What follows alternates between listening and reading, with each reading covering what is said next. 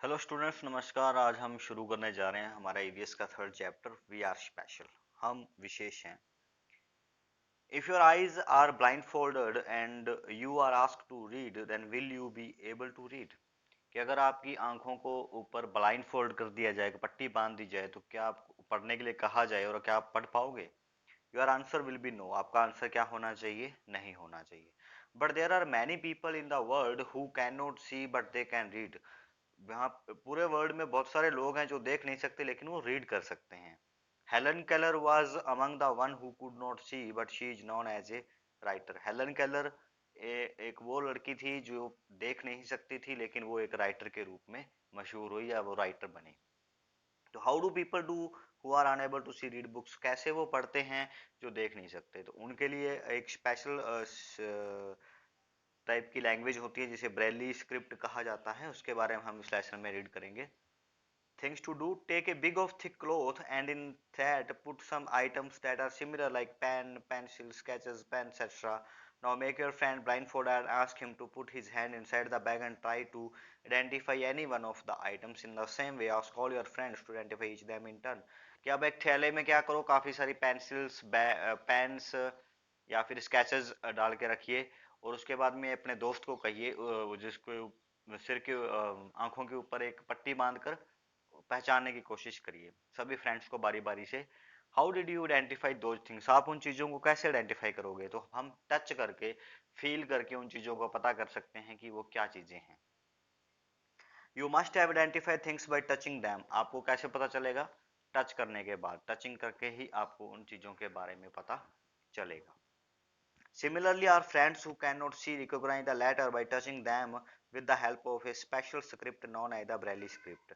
इसी प्रकार जो फ्रेंड्स हमारे देख नहीं सकते या स्टूडेंट्स जो पढ़ नहीं, रीड बुक्स को देख नहीं सकते, वो रिकॉग्नाइज करते हैं, पहचानते हैं लेटर्स को टच करके, जो एक स्पेशल स्क्रिप्ट बोली जाती है जिसका नाम है ब्रेली स्क्रिप्ट। उसके आधार पे इस तरह से एक लेटर को एक डॉट से 6 डॉट के ऊपर पूरे A to Z लेटर्स को शो किया हुआ है। A to Z लेटर्स को 1 2, और इसी प्रकार 1 to 0 नंबर, 1 2 3 4 5 6 7 8 9 0, इन सब नंबर्स को भी क्या किया गया है, एक स्क्रिप्ट डॉटों के ऊपर, 6 डॉट के ऊपर एक लैंग्वेज बनाई गई जिसे ब्रेली स्क्रिप्ट बोला गया, जिसे फील करके, महसूस करके वो रीड करते हैं, पढ़ते हैं। Each letter in Braille script like A, B, C has specially embossed indication कि हर एक लेटर ब्रेली स्क्रिप्ट के अंदर, जैसे ABCD या जो भी 1 2 3 है, उसको स्पेशली इम्बॉस किया गया, उसका स्पेशल निशान। एम्बॉस का मतलब होता है चिन्ह बनाना, जिसको इंडिकेट करता है वो। The figure of all the letters are made from 6 embossed dots in the script. जो जितने भी फिंगर्स है वो 6 डॉट्स को अलग अलग तरीके से डिजाइन करके, एम्बॉस करके बनाया गया है। A thick paper is placed on a wooden slab and it has a special scale on the paper। कि एक स्पेशल थिक पे मोटा पेपर होता है जिसको वुडन स्लैब के ऊपर, लकड़ी के एक स्लैब के ऊपर रखा जाता है। एक स्पेशल स्केल होता है उस पेपर के ऊपर, on which there are groups of 6 dot in a line, और 6 डॉट होते हैं उस लाइन के अंदर, जैसे ये वाला। तो यहाँ पे देखिए 6 6 डॉट अलग अलग लाइनों के अंदर बने हुए हैं, जिसको the letter which has to be embossed on the paper is done by making holes. और जो पेपर के ऊपर एम्बॉस किया गया है उसको हॉल्स के द्वारा किया जाता है। अब इसको अगर करना हो, कोई बच्चे को ए लिखना हो, तो वो ए डॉट को, तो कि सिर्फ एक डॉट इस प्रकार से एम्बॉस करता है, यानी कि ये पिन, इसे स्टाइलिस बोला जाता है।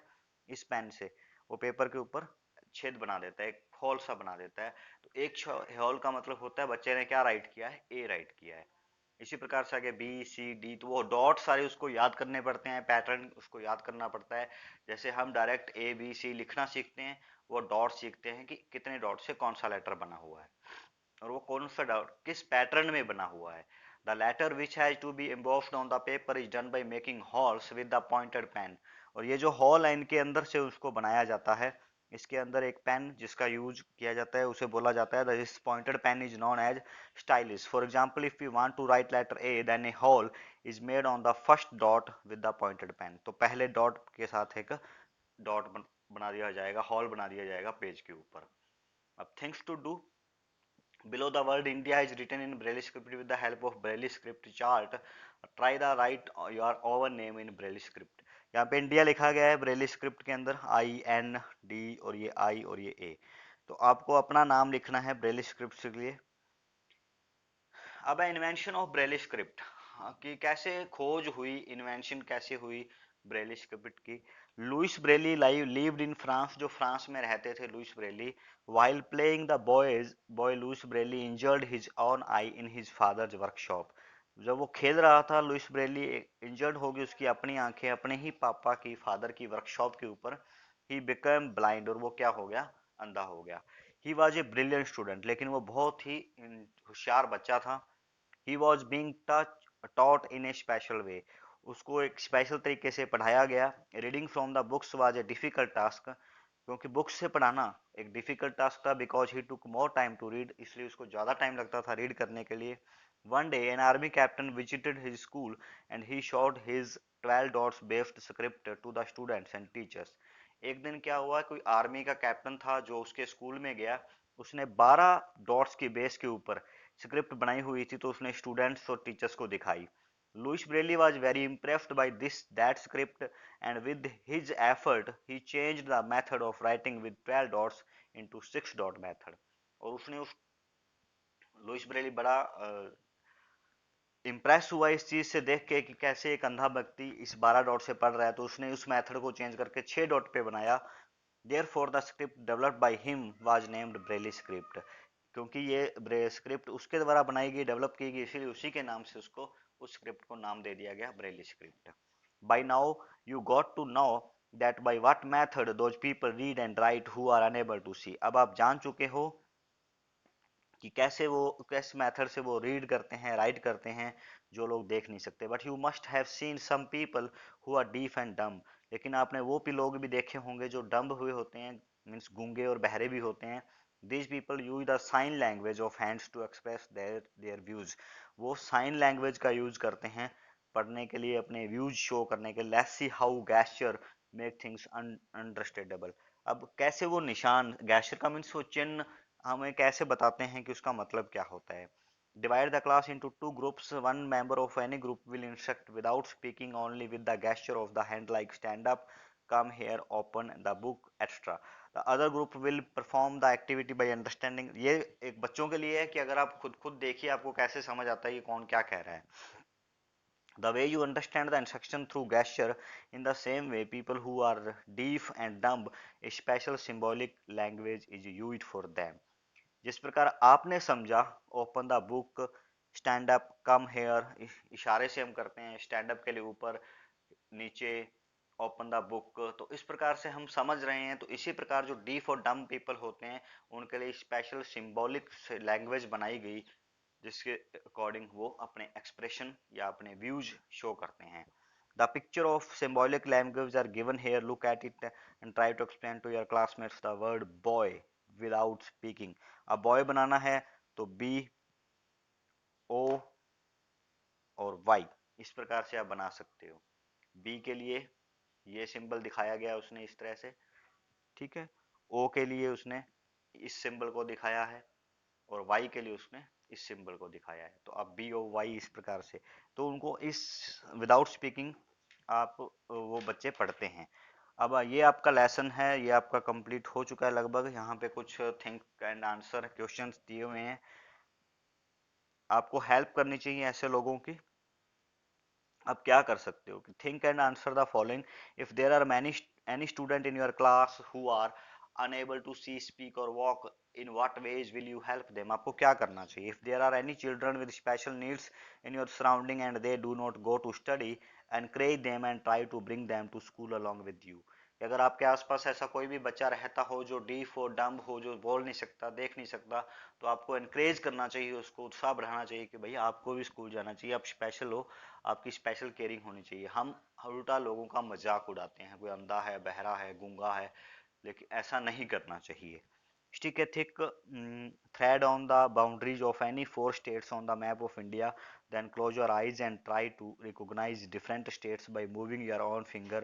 Example: Rajasthan, Gujarat, Jammu and Kashmir, Kerala, etc. अब खुद करिए ट्राई कि आपको नक्शा याद होना चाहिए राजस्थान का, गुजरात का, जम्मू एंड कश्मीर का और केरला का, और फिर उसको डॉट के तरह बना के कोशिश करिए पहचानने की कौन सा। ये फालतू के काम है, आपके लिए करने लिए नहीं है। Are there any person in your vicinity who achieve success in life despite physical impairments? कोई भी आपके आसपास ऐसा व्यक्ति है जिसके फिजिकल प्रॉब्लम होते हुए भी उसने क्या किया, अच्छी तरक्की की हो। Have a discussion with these people and try to know about their struggle in life. अगर है तो उसके साथ बात करने की कोशिश करिए और पता करिए कि उसको क्या क्या स्ट्रगल्स, किस किस स्ट्रगल का सामना करना पड़ा। अब आपने एक नाम सुना होगा सेरेब्रल पाल्सी, जिसे हम हमारी भाषा में कह सकते हैं लकवा कह लो या अपंगता कह लो, ऐसा कुछ वर्ड होता है। Yes, cerebral palsy, have you heard this name? This is a kind of disease in which all the organs like hands, legs, etc. of the patient are fine but they do not work properly. cerebral palsy के अंदर एक बीमारी होती है जिसमें सारे organ, hands, legs अच्छे होते हैं पेशेंट के, लेकिन उसका कंट्रोल नहीं होता, वर्क प्रॉपरली नहीं कर पाता वो उससे। Due to this disease the patient brain does not have any control over body's organ, like he can not pick up the book placed in front of him. कि इस बीमारी के कारण, जिसको सेरेब्रल पाल्सी है, उसका ब्रेन कंट्रोल नहीं करता उसके हाथों पे पैरों पे। इवन वो ये भी नहीं कर सकता कि अपनी बुक को उठा के अपने आगे फ्रंट में रख सके। Special kind of exercise necessary in this disease. जब किसी बंदे को सेरेब्रल पाल्सी नाम की बीमारी है तो उसको स्पेशल एक्सरसाइज चाहिए। By doing physical exercise the brain slowly starts controlling the body parts. Body exercise करके ब्रेन धीरे धीरे कंट्रोल कर लेता है बॉडी के ऊपर। By doing physical, the brain slowly starts controlling the body parts. Similarly, there are some different exercises for practicing and writing. This gradually help the person to become normal. Although they are not able to work at normal speed like us, but they still improve considerably. कि जो उनको cerebral palsy है, अगर वो continuously practice करेंगे लिखने की, right करने की, तो वो धीरे धीरे क्या कर सकते हैं, राइट कर सकते हैं। जैसे मेरे को लगता है अपने स्कूल के अंदर दिवांशु, आपने नाम सुना दिवांशु, उसको ऐसा है कि उसके हाथों पे उसके पैरों पे उतना कंट्रोल उसका नहीं है, तभी तो वो उसकी राइटिंग इतनी गंदी होती है ना, देखा होगा आपने तो। और भी बहुत सारे बच्चे जैसे अंकित है, अंकित और दूसरे का क्या नाम था, मैं नाम भूल गया, जो दो जुड़वा भाई अपने आते हैं, तो उनको ऐसी बीमारियां होती हैं जो कंट्रोल नहीं कर पाते। तो ये आपका लेसन था, ये कंप्लीट हो गया। बुक एक्सरसाइज आपका होमवर्क है, कल मैं आपको इसके क्वेश्चन आंसर करवा दूंगा। ये कुछ मीनिंग्स, वर्ड मीनिंग दिए हुए हैं, blind fold, deaf and dumb, embossed, gesture disease, है ना। तो ये आपका लेसन कंप्लीट, लेसन नंबर 3। कल मैं आपको इसके क्वेश्चन आंसर भेजूंगा। Thank you.